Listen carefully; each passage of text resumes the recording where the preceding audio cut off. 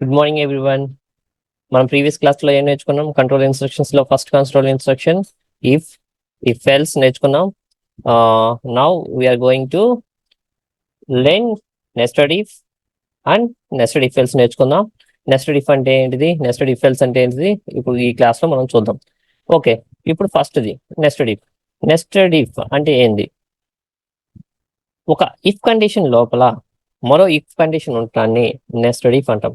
If inside if ఉంటే మనం దాన్ని ఏంటంటే నెస్టెడ్ ఇఫ్ స్టేట్మెంట్స్ అంటాం. ఏమంటాం? నెస్టెడ్ ఇఫ్ స్టేట్మెంట్స్ అంటాం. ఈ nested if statements flow chart చూద్దాం. చూడండి ఈ ఫ్లో చార్ట్. ఇది ఒక ఇఫ్ కండిషన్. ఈ ఇఫ్ కండిషన్ ఎస్ అయితే ఏమవుతుంది? ఈ ఇఫ్ కండిషన్ ఎస్ అయితే ఏమవుతుంది? ఇంకో ఇఫ్ కండిషన్ మళ్ళీ ఇంకో ఇఫ్ కండిషన్ చెక్ చేస్తుంది. ఇది కూడా ట్రూ అయింది. ఈ ఇఫ్ కండిషన్ కూడా ఎస్ అయింది. అప్పుడు మాత్రమే ఈ బ్లాక్ ఆఫ్ కోడ్ ఎగ్జిక్యూట్ అవుతుంది.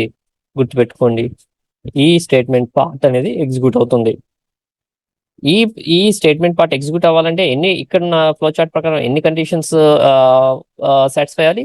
This is the condition 1, this is the condition 2.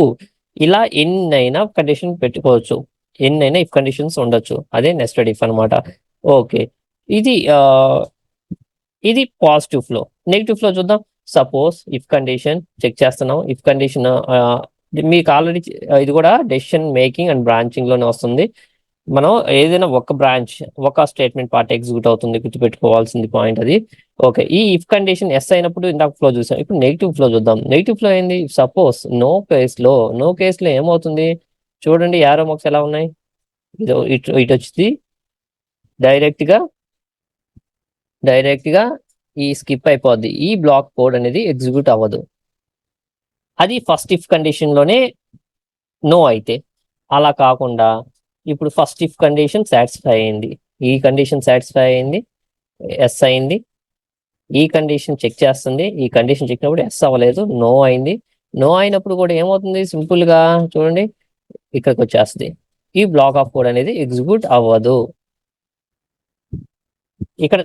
ఇక్కడ సిచ్యువేషన్స్ ఏంటంటే మనం రియల్ టైంలో ఎలా వాడతాము ఏది ఈ నెస్టెడ్ ఇఫ్ ఎప్పుడు వాడాల్సి వస్తుంది చూడండి. సింటాక్స్ చూడండి. ఇది ఒక ఇఫ్ కండిషన్ లోపల మరొక ఇఫ్ కండిషన్ ఉంది. దీన్నే నెస్టెడ్ ఇఫ్ కండిషన్స్ అంటాం. ఈ రెండు కండిషన్స్ సాటిస్ఫై అయితేనే మనకి ఏ బ్లాక్ ఈ బ్లాక్ ఎగ్జిక్యూట్ అయింది. ఇది మన రియల్ టైంలో ఎక్కడ సపోజ్ ఒక నెంబర్ పాజిటివ్ ఈవెన్ నెంబర్ చెప్పాలంటే that should be greater than 0 అయి ఉండాలి. ఒక నెంబర్ పాజిటివ్ ఈవెన్ అవ్వాలంటే ఏం చెప్పాలి? దట్ షుడ్ బి 0 కంటే ఎక్కువ అయి ఉండాలి. అని ఒక మాడ్యులో అనేది 0 అయి ఉండాలి. 2 is the positive number. 2 modulo 2 దాని మాడ్యులో 0 వచ్చింది. అప్పుడు ఏంది? It's positive number. ఇలాంటి కేసెస్ లో మల్టిపుల్ కండిషన్స్ చెక్ చేయాల్సినప్పుడు మనం జనరల్ గా ఏం వాడతాము? ఇలా నెస్టెడ్ ఇఫ్స్ వాడతాం.